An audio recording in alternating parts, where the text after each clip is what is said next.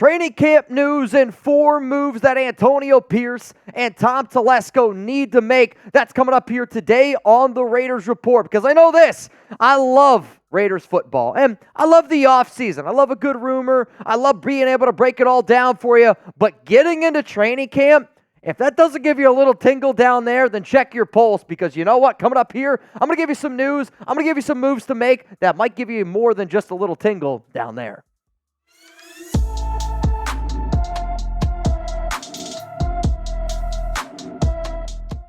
Raider Nation, what's going on? It's Mitchell Reds here, host of the Raiders Report, and we're going to get into some training camp news here to discuss, because we've sat up here on the show for a while, and I've been saying, we don't have the exact dates set yet for when Raiders training camp is, and luckily the NFL announced when all 32 teams are going to have their training camp, because as soon as minicamp started for the rookies, I was like, all right, this is where it starts to get fun. Then minicamp in general gets going, OTAs is going, but as soon as minicamp ended, I was like, I need this date here to understand when the Raiders do truly get into training camp. Now, I don't know about y'all. I know that Raiders training camp is going to be in California. No, it's not quite in the Bay Area, but I'm battling the 49ers all June long. And we got a little bit closer for those of you that have been following along with our June sub battle against the 49ers report. I like to win, but I hate losing more than I like winning. And if you agree with that statement, I need y'all to click this share button. I need you to put this on Facebook, Twitter. I need you to tell your friends, to go subscribe to the Raiders Report, because we are not going to lose to the 49ers report. We're going to keep you guys up to date. We're going to be doing live shows, doing all this type of good stuff. And if you are already subscribed to the show, I want you to type me down below. That way, Jugs and I can see who's rocking with us, who's not rocking with us in this little bit of a slower time of the year, if you will. So the Raiders training camp dates, they are set. The rookies, they're going to end up reporting on July 21st. The veterans are going to be reporting on July 23rd. I'll tell you this, though. I am genuinely curious to see if the veterans, some of the veterans, like a Maxx Crosby, some of the captains, end up reporting with the rookies just because of how good of a turnaround it's been. And like you've heard Antonio Pierce talk about it, you've heard some of the players talk about it. Like, they're showing up right away, they're getting to work, and they're having it going. Also, training camp is going to be in Costa Mesa this year in California, just because it's so damn hot in Vegas and they have to practice so early. So this might be something that you start seeing time and time again. So that's the training camp news that I knew a bunch of y'all were interested in. Now let's get into some of the moves that the Raiders need to make before training camp. To me, the number one thing that Antonio Pierce and Telesco need to do, and when I say moves that they need to make, they're not going to be able to do all of these, but I did try to prioritize them and when I would do it. So think of it as more of, these are conversations, these are plans that we need to have. Hop into that time machine, think about the draft. I was like, we have plan A, plan B, plan C. To me, plan A needs to be, Tom Telesco said that he wants to retain his guys. He wants to keep his guys, because that's not what he did with the Chargers. Well, he needs to prove it now. And there are 5 players that the Las Vegas Raiders could potentially extend this offseason. So to me, out of the 5 names that they have up here, and if you haven't seen this video, it is already on the Raiders Report YouTube channel. You can look up Raiders extension candidates in the search bar. Go check it out. But where they are ranked is how I would prioritize them. If I'm Telesco and AP, I'm getting with Tom Delaney, who handles all the Raiders salary cap stuff, and I go, we got to extend at least 2, maybe 3 of those guys. You got $34.1 million of salary cap space, money that you've still been sitting around waiting on. And, it's been reported that they don't want to go out and sign anybody in terms of free agency right now. My point is, fine with that, but if you're not going to use that money on go out and getting those free agents, let's use that money over the next 4 weeks now, and let's make sure we lock in some of these star-studded players on our defense, because that's where we're going to win football games this year, on the defensive side of the football. So this is going to be the pinned comment on today's show. And if you're like, Mitch, what the heck does that mean? It means that every person that comes across this video, when I tell y'all to go comment on the pinned comment, it's the number one comment that I look at when I go back tomorrow, 48 hours, 72 hours from now, to see what you guys have to say. It's the easiest way for me to literally know who's watching besides the Noti gang and who's answering to this question. So please take time out of your day, scroll on down, give me your answer. If you could extend one player this offseason, who should it be?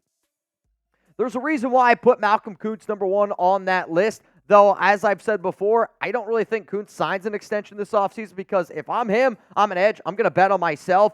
The next name that I would bring up there is Robert Spillane, and that's going to be the deal that I think ends up getting done first. He was one of the captains, repping it on his chest. Yes, I also say that linebacker is probably the least important position out of these, but due to the injury concerns around Nate Hobbs and due to the safeties in this situation as well, maybe not being as important of a role, I'm going to go with Robert Spillane, and I'm going to give him a 2-year extension to tie him in with somebody like a Maxx Crosby. Now, I don't know about y'all.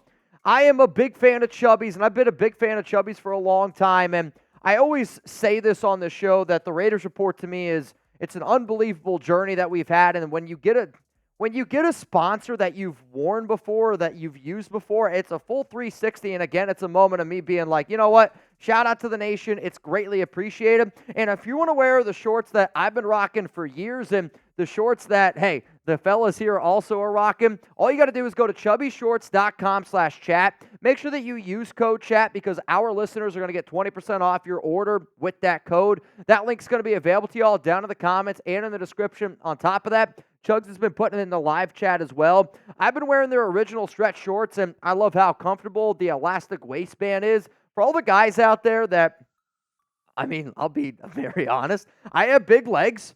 There's some other people out there that if it's really, really hot outside, if I'm wearing really super tight shorts, I sweat right through them. And I'm not really afraid to tell you guys that, but with this stretchy fabric, it doesn't really allow you to sweat because the shorts allow you to breathe. And if you're like me where you sweat a lot, I live down here in Texas. I know a lot of y'all, if you plan on going to a Vegas game, like you don't want to sit in a chair and then when you get up, you got swamp ass. Luckily with Chubby shorts, they have a lot of different types of shorts you can wear, like whether you're trying to get dressed for your work day, a workout, or a weekend getaway, Chubbies has you covered. And for a limited time, Chubbies is giving our viewers 20% off your order with our code CHAT at chubbyshorts.com/chat. That's code CHAT at chubbyshorts.com/chat. Support the Raiders Report. Support Chubbies because at the end of the day, the nation is family. And Chubbies decided to say, you know what? We're going to rock with Raider Nation. And if you rock with me, if you rock with Chubbies, I know it would be greatly appreciated here. So again, 20% off Chubbies. Promo code CHAT. If you want to get the shorts that I've been rocking, they're great on the golf course. Alex is also a big, big fan. And they also come in like inch seams of 4 inches, 5.5 inches, 7 inches. The shorts that I was wearing in that picture were the 5.5-inch seams. If you really want to let the good vibrations out, try the 4-inch seams. Though, you know, hey, you got to have some good legs to be able to do it. Let's go to number 2 here. Cut some fat. And I'm looking at that picture. Is that fat bastard? I'm not going to lie.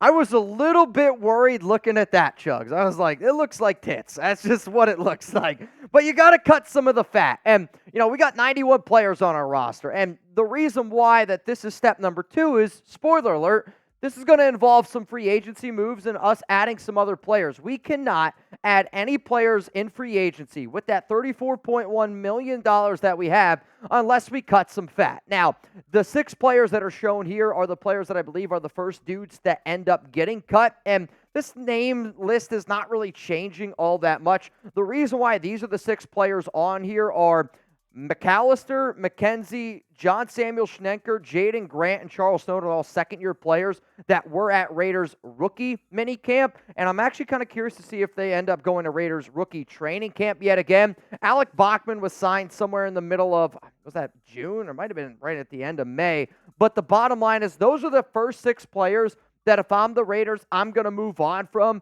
And I know I've been saying it because I think we've been waiting for the Raiders to make a move after getting all that money from Jimmy Garoppolo. The moment you see the Raiders make a cut, and the moment you see them shed some of that roster space, that light bulb needs to go off of, holy shit, I think the Raiders are going to do something, and that's an opportunity to be like, I think I need to see what the Raiders report's doing because I don't want you to miss anything. Let's go to number 3 here. It's sign a veteran corner. And I kind of fall in love with certain ideas, and I fell in love with the idea back in 2021 when the Raiders signed Casey Hayward to put him with the Gus Bradley defense. The Raiders have a lot of good young corners into Camryn Richardson, MJ Devonshire, Ja'Cory Bennett, And right now, Brandon Facyson is being put in a role where he's working with a lot of the ones. And I'm kind of curious, is he working with the ones because he's truly the best cornerback out there? Or is he working with the ones splitting time with Jakorian because he's the veteran? And when I say veteran, he's only 27 years old. So if the Raiders are looking for this veteran presence, if they're looking for another guy that can go out there and can compete with some of these other younger players that we have, like, I kind of want us to add another star-studded corner, and I get it. Antonio Pierce, Tom Telesco, they want to say that they're confident in this guy, that they're confident in that guy. But you know what? I'm also a realist, and if you told me, does our defense get better with Stephon Gilmore, the answer is an instant yes. Does our defense get better with Xavien Howard? Yes. Adoree Jackson? Yes. Patrick Peterson? Yes-ish. I'd be curious to see where they would use him. Keion Crossen's more of just a depth pick if I'm being 100% honest, but like, if the answer is yes, we can make our defense better, and yes, we have the money to do it, and yes, you still have enough money to be able to restructure or, I don't know, extend some of those players that I just talked about, why exactly aren't we doing it? Because I know the Raiders defense looked really good in minicamp. I know the Raiders defense looked really good in OTAs, but I also think it's because of all the things going on the offensive side of football. New offense, quarterbacks getting used to it, like brand new system being in place. I want the Raiders to go out and get a veteran corner to add to this defense to make it, no doubt, a top 5 defense. So are you going to any Raiders training camp practices? Like, are you planning on going? I know we've been getting asked a bunch. I know Rebel's been asking us a ton. I saw also, I think Noah Santana was saying that he lives out in California. We got a bunch of people out in Cali. And with training camp being in Vegas the past few years and it being so early in the morning, I know that not a lot of people were maybe able to go. But if you are planning on going, letting me know. And then on top of that, like if anybody knows any cool like restaurants, or Mickey said he was DJing, hey, if I have the opportunity to go out to that area, I'm going to try to do so. I'm going to try to link up with some Raider fans. So I kind of want to see who I can potentially link up with. Let's go to number 4 here. So not only do I want the Raiders to sign a corner, I want the Raiders to sign another edge. And I know that we have a lot of edges, defensive ends already on our roster, but like, I say that and I mean it as more of, you know, the movie 300 where they're like, we got 300 soldiers. I think we have 3 soldiers. You know what I mean? Like we got Maxx Crosby, we got Malcolm Koonce, we got Tyree Wilson. After that, there's no way and humanly possible if it's 3rd down and 5 and Patrick Mahomes drops back to pass, and if Janarius Robinson, TJ Franklin, Ellerson Smith, Charles Snowden, Amari Gaynor, Ron Stone, David Ogoa, like those guys to me might turn into good players. But I'm talking about guys that I know I can rely on day one. And out of the day one dudes, there's only 3 people I'm hoping can really shine. And one of those is a second-year guy in Tyree Wilson that we know he has a lot of upside, but I want a proven veteran, somebody that can pin his ears back, get north and south, and go out and get some guys. Like my top 3 players that I want the Raiders to target at the end, number 1 is Emmanuel Ogbah, somebody who's got a lot of ties with this Raiders organization. Yannick Ngakoue, very good friends with Maxx Crosby, and I still think can help out, be somebody that pins his ears back, gets north and south. And then Jerry Hughes, another solid dude that, yeah, these guys are not young.